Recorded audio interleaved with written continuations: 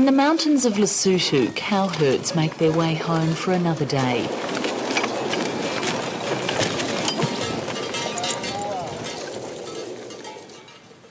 Not a lot changes in these alpine villages where most live a subsistence existence in this poor yet enchanting country. They've lived this way for generations, weathering harsh winters among some of Africa's highest and most magnificent peaks. But even here in this remote mountain kingdom, world economics are bringing about change.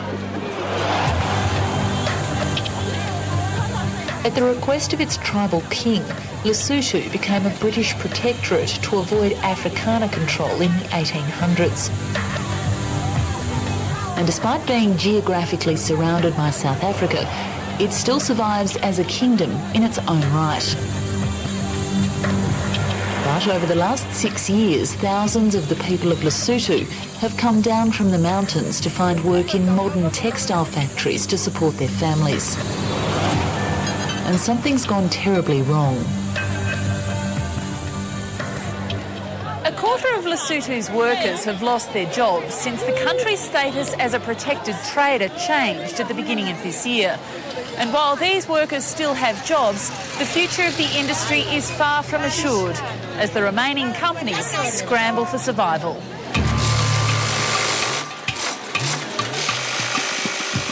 Six years ago, Asian textile manufacturers descended on Lesotho after a preferential trade deal allowed African nations priority access to the United States clothing market.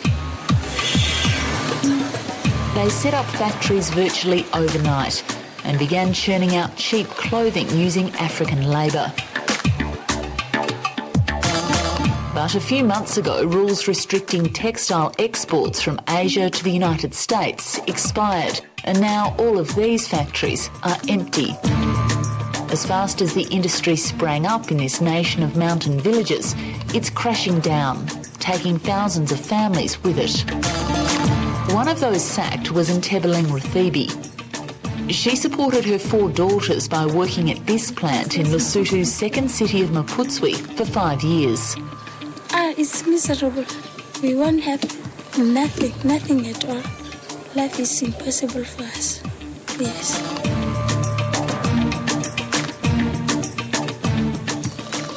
Ntebeleng was one of many left standing at the gate when workers returned from the Christmas holidays and their employers were gone. Now she's one of thousands out of work, which for union official Shaw Labake is a familiar story. So 4,000 people turned up to work and the factories were closed? Yes, we're closed.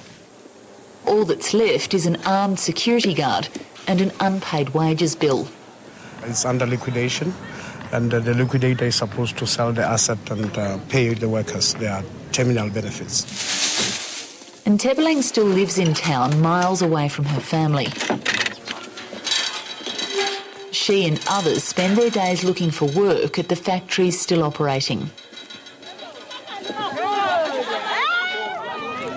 Is there any work today? They are waiting for someone to come out and get them hired inside. So there might be some work today or not? They don't know. They're potentially worse off now than they were before the textile industry arrived. It certainly creates an expectation of job security.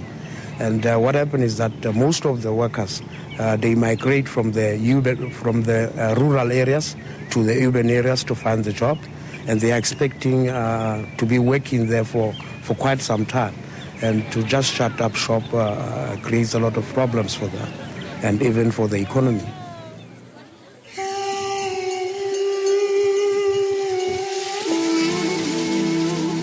But even before its textile industry collapsed, this mountain kingdom's subjects were already struggling.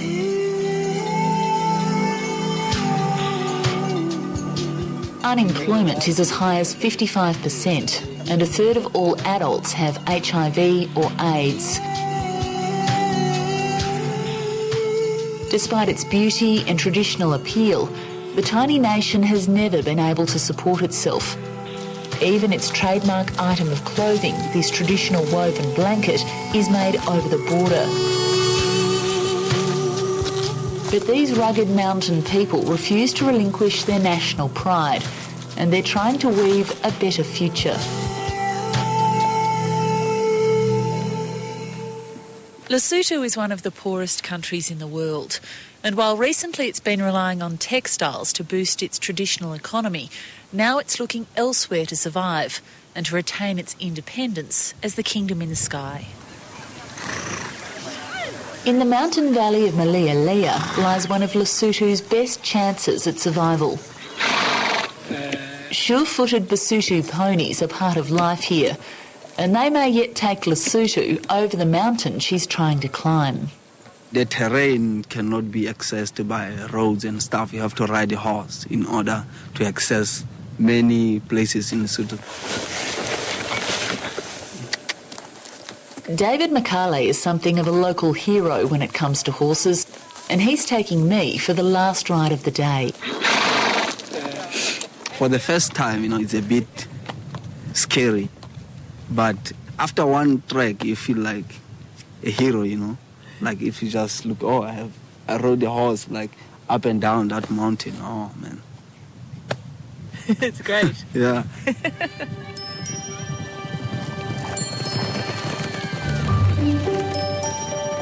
While he may seem a simple mountain man, David Makale has seen the outside world.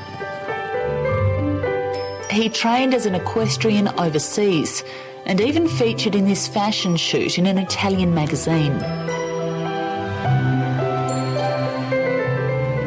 But he's known the deep poverty of Lesotho life.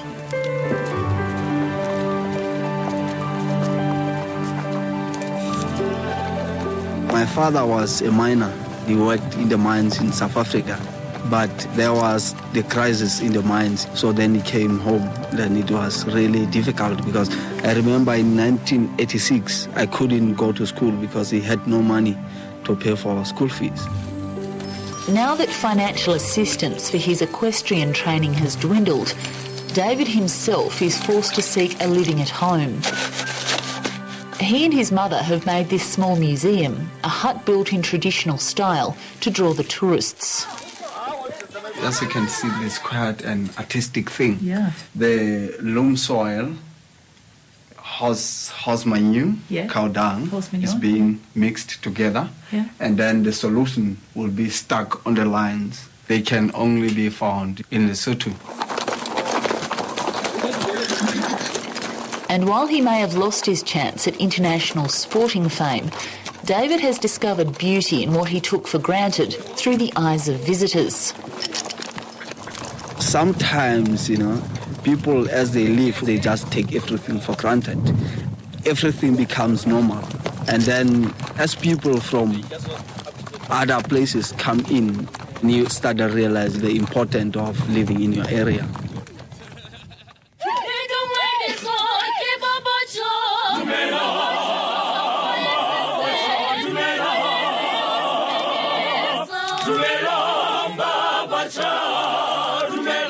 The Lifeline Valley has become a model for Lesotho's tourism industry.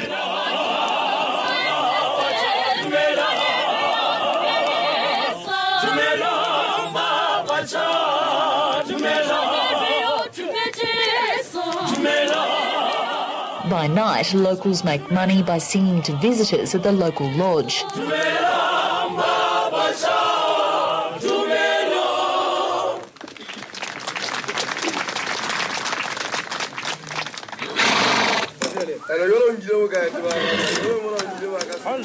By day, pony owners line up their mounts for tourist treks.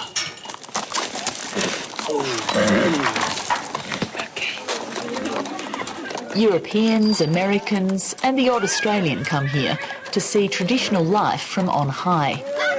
How often have you been on a horse? Never. Never? I've got a horse since 12 years. Can you make it very slow? No, the horses go very slow.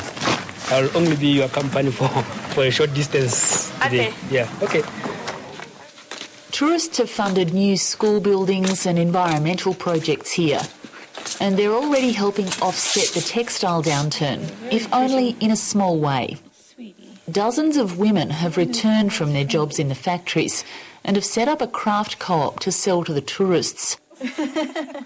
Each of these little dolls represents a villager, most of whom are unemployed. This is you. Yes. With your baby. Which one's your favourite? Masfati.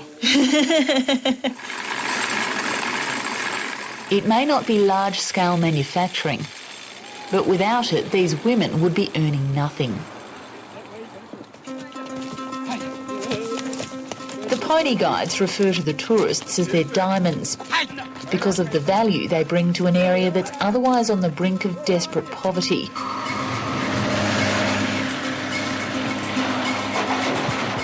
But tourists aren't the only precious gems in these mountains. Exploitation of Lesotho's natural assets is providing a glimpse of economic growth. The mountains have begun to pay. These are the plus 10 carat stones. I can't believe they're real. They're so big. How much is this worth? $1 million at least. Excuse me while I faint. These diamonds are the real thing, and they're among the largest and clearest in the world.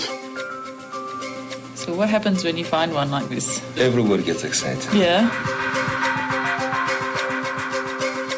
From Lesotho's most remote peaks and valleys, the Letseng diamond mine is pulling stones called gin and tonics, as pure as the environment from which they come. In terms of revenue per carat, we are the highest in the world. That's what makes us very, very special.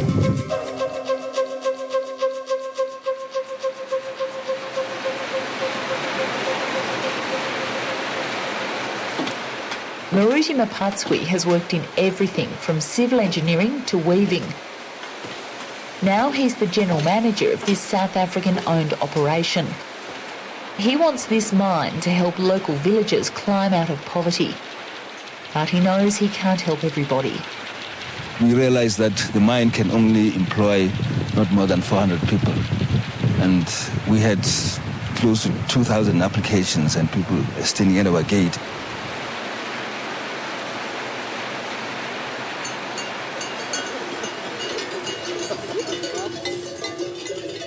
It's hoped the diamond mine will bring tourists and some wealth into this valley.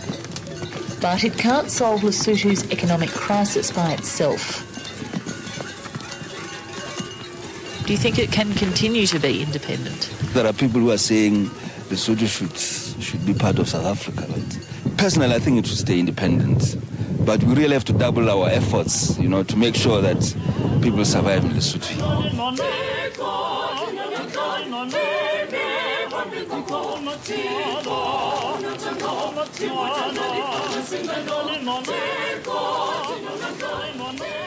But sacked textile workers like Ntebeleng still go home to their families almost empty-handed. They can barely eke out a living here on the dusty mountainside, where much of the food is provided by the World Food Programme. I cannot bring fruits here like I used to before. Like now, it's winter. They don't have winter clothes like I used to send them before. So it's difficult.